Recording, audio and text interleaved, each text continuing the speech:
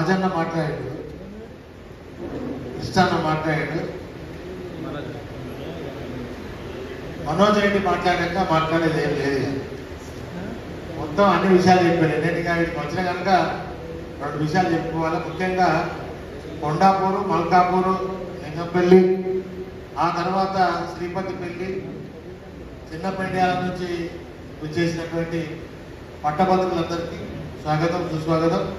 ఈరోజు పట్టభద్రుల ఎన్నికల సందర్భంలో జరుగుతున్నటువంటి ఈ సమావేశానికి రాకేష్ రెడ్డిని ఆశీర్వదించడానికి వచ్చేసినటువంటి మీ అందరికీ ప్రత్యేకంగా శిరస్సు వంచి ధన్యవాదాలు, కృతజ్ఞతలు తెలియజేస్తూ, అదే సందర్భంలో ఈ సభకు వచ్చేసినటువంటి ముఖ్య అతిథులు పెద్దలు, ఈ నియోజకవర్గ అభివృద్ధి కోసం నిరంతరం కృషి చేస్తున్నటువంటి మరి ప్రియతమ నేత, ఈ అభివృద్ధి ప్రధాన అయినటువంటి అన్న రాజన్న గారికి, అదేవిధంగా ఎక్స్ లైబ్రరీ చైర్మన్ పెద్దలు కృష్ణారెడ్డి గారు, నాకు వారు దాదాపు 2-3 ఏళ్ల నుంచే ఉద్యమంలో చాలా పరిచయం. అదేవిధంగా మేము కోస్గి కొడంగల్ నియోజకవర్గంలో కూడా కలిసి పనిచేసినాం 2016-17లో. ఆ తర్వాత హుజరాబాద్ ఎన్నికల్లో కూడా కలిసి పనిచేసిన కృష్ణాన్న నేను.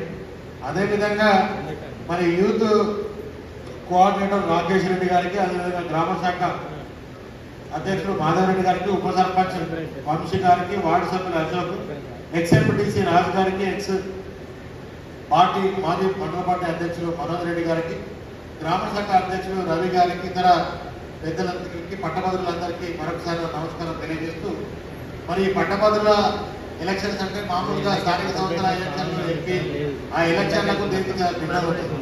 ఇప్పుడు స్థానిక సంస్థల ఎన్నికల్లో ఎమ్మెల్యే ఎలక్షన్లు అంటే మనం పోయి అమ్మ మీకు కళ్యాణ లక్ష్మి ఇచ్చినాం, 2000 పెన్షన్ ఇచ్చినాం, మరి ఓటు వేయాలని అడుగుతుంది. కానీ ఇక్కడ పట్టభద్రులని వాళ్ళను ఓటు అడుగుడు అనేది ఓటు వేయమని చెప్పడమే తప్ప వాళ్ళను ఇన్ఫ్లుయెన్స్ చేసేటువంటి అవకాశం ఉంది. ఎందుకంటే వాళ్ళే మేధావులు, వాళ్ళే ఆలోచన చేసి 10 మందికి చెప్పగలిగేటువంటి మేధా సంపత్తి ఉన్నటువంటి వాళ్ళే ఇక్కడ గ్రాడ్యుయేట్స్ కనుక నేను మాట్లాడకంటే ముందు ఇక్కడ జనరల్ గ్రాడ్యుయేట్స్ అందరూ చేతులెత్తాలి. ఓటర్లు ఇక్కడ ఉన్నటువంటి గ్రాడ్యుయేట్ ఓటర్లు మాత్రమే చేయలేవుతారు, వేరే వాళ్ళు. Thank you. అయితే ఇప్పుడు ఇలా గ్రాడ్యుయేట్ ఓటర్ ఇన్ఛార్జ్ కాకుండా ఓన్లీ ఓటర్ చేతులెత్తాలి.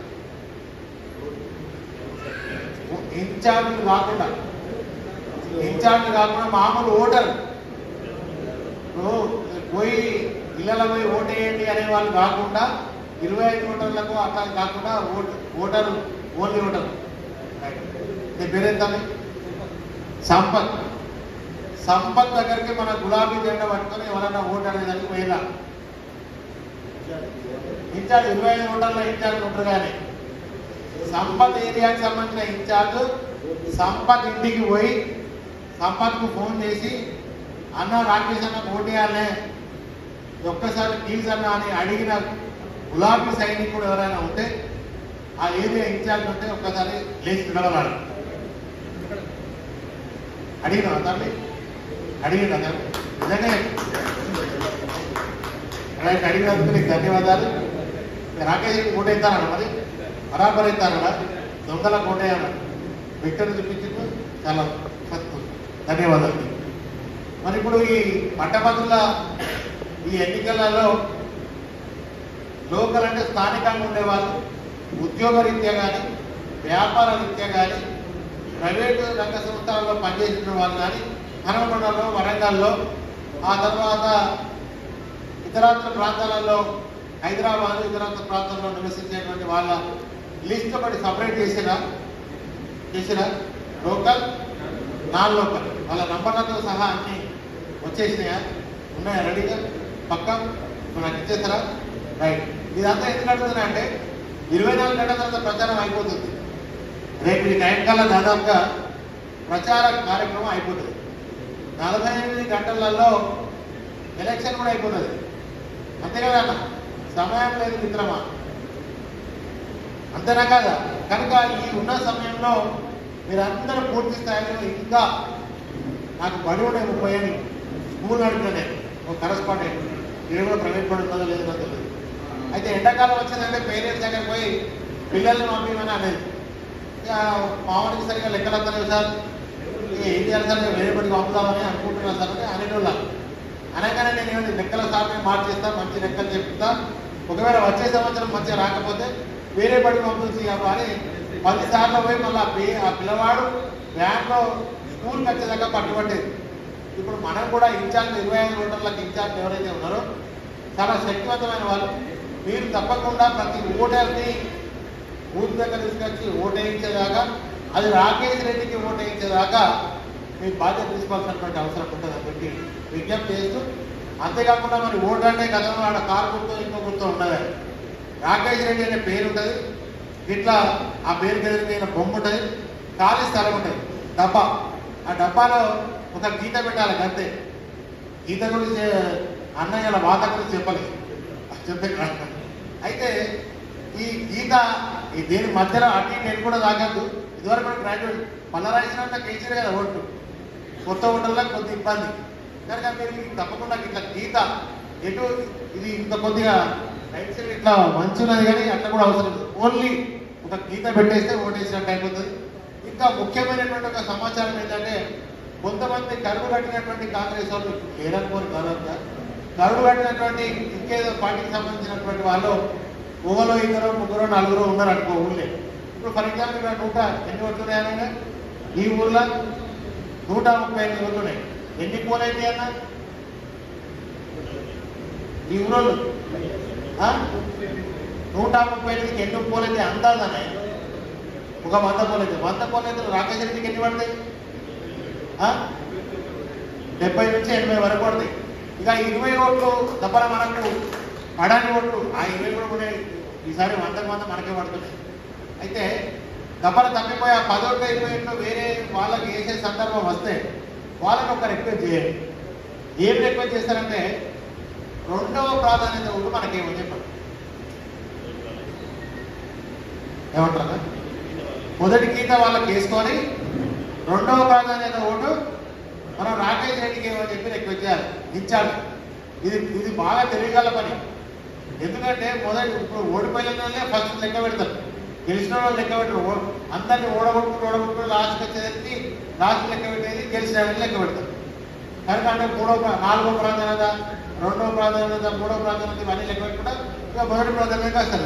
ఇక 2వ ప్రాధాన్యత, 3వ ప్రాధాన్యత, 4వ ప్రాధాన్యత అంతా ఓడిపోయినట్టు లెక్క అయితేనట్టు లాస్ట్కు మొదటి ప్రాధాన్యతలను లెక్క పెడతారు. కనుక గెలిచే వాళ్ళదే లాస్ట్ లెక్క పెడతారు. కనుక మనం ఏం చేద్దాం, 20 ఓట్లు 10 ఓట్లు తప్ప వేరే వాళ్ళకు పడే అవకాశం ఉంటే వాళ్ళని ఒక రిక్వెస్ట్ చేయండి. దయచేసి మీరు 2వ ప్రాధాన్యత ఓటు మా రాకేష్ రెడ్డికి చేయండి. ఈ ప్రాంత బిడ్డ, వరంగల్ వాసి, మంచి సామాజిక స్పృహ ఉన్నటువంటి క్యాండిడేట్. కరోనా వచ్చినా వరదలు వచ్చినా ప్రజలతో అండగా ఆనాడు నిత్యావసర సరుకులు బట్టలు అదో ఇదో సేవ చేసిండు. కనుక రాకేష్ రెడ్డికి మన ప్రాంత బిడ్డను మనం గెలిపించుకోవాలని రిక్వెస్ట్ చేయండి. రెండవది మరి తీర్మార్ మల్లన్న అంటే తారుమారు మల్లన్న, దొంగ మల్లన్న, బ్లాక్ మెయిల్ మల్లన్న, చీటలు, ఇక ఆయన సెటిల్మెంట్ మల్లన్న. ఆయన ఈ క్యూ న్యూస్ పెట్టక ముందు చాలా ఘోరమైనటువంటి పరిస్థితి, దీనికే ఇబ్బంది ఉన్నటువంటి పరిస్థితి. అటువంటి ఇలా జాగ్వార్ కళ్ళ తిరుగుతాడు, ఎన్ని 3 కోట్లు 4 కోట్లు ఉంటుందంట. ఇక ఈ మధ్యలో ఈ క్యూ న్యూస్ కానీ యూట్యూబ్ న్యూస్ ఛానల్లో మనం ఇప్పుడు నేను మాట్లాడుతున్నా లైవ్ పెట్టేదనుకో, తమ్ముడు లైవ్ నడుస్తుంది అనుకో, దీనిలో కామెంట్ చేయడానికి అవకాశం ఉంటుంది. నువ్వు చెప్పింది తప్పనో, నువ్వు కరెక్ట్గా చెప్పినావనో, మేము రాకేష్ రెడ్డికి సపోర్ట్ చేస్తామనో, లేదా రాకేష్ రెడ్డి చెయ్యమనో, జై తెలంగాణ అనో, జై కేసీఆర్ అనో కింద కామెంట్స్ వస్తుంటాయి. ఇప్పుడు ఈ క్యూ న్యూస్ దాంట్లో మనం ఏం చేసిందంటే, ఆయన ప్రశ్నించే కొడుకు కదా, ఆ క్యూ న్యూస్లో యూట్యూబ్ ఛానల్కి నో ఆప్షన్, ఇక మనం దాన్ని ప్రశ్నించడానికి లేదు. ఆయన ఇన్స్టాగ్రామ్కు ప్రశ్నించడానికి లేదు. నువ్వు గెలిస్తే ఈ వరంగల్ ప్రాంతానికి ఏం చేస్తావు, లేదా మా చిల్పూర్కి ఏం చేస్తావు, లేదా మల్కాపూర్కి ఏం చేస్తావు అని అడగడానికి అడగనిస్తలేడుగా, గొంతు తొక్కేసి పారేసినట్టుగా. మరి ప్రశ్నించే గొంతుగా నువ్వు అయినప్పుడు నువ్వు ఎన్నికల్లో నిలబడినప్పుడు నేను ప్రశ్నించద్దా అంటే మనకు ఆ ప్రశ్నించే పరిస్థితి లేకుండా తయారు చేసింది. మరి కేసీఆర్ 10 ఏళ్ల కింద ఉన్నటువంటి పరిస్థితులలో 10 ఏళ్లలో మన మల్కాపూర్ చెరువు ఎట్లుంటేనే రోని ఎండలలో కూడా అలుగు వాళ్ళు అత్తడు దుంకుతుండే. మరి కాంగ్రెస్ వచ్చింది, కరువు తెచ్చిందా వచ్చిందా? కరువు తెచ్చింది. మన చెరువులో ఇట్లా మీరు బంద్ చేస్తే ఫ్యాన్ బంద్ అయినట్టే నీళ్ళు కూడా వచ్చి బంద్ అయిపోయింది. కరెంటు బంద్ అయినాయి, రైతు బంధు బంద్ అయినాయి, అన్ని బంద్ అయ్యాయి. రేవంత్ రెడ్డి వచ్చాక ఏది రాదన్నట్టు అయిపోయింది. చాలా విషయాలు పెద్దలు మాట్లాడుతూ అనేక సమావేశాలు ఉన్నాయి కనుక నేను వాటి జోలికి మొదలైన. రేవంత్ రెడ్డి చెప్పింది ఒక్కటి కూడా రాలే, ఒక బస్సే, ఆ బస్సు చూస్తే ఇక మిగతా అన్ని చూస్తే కనుక చాలా అంశాలు మేము మీతో షేర్ చేసుకుందాం అనుకున్నాం. ఇంకా మూడు ఉన్నాయి.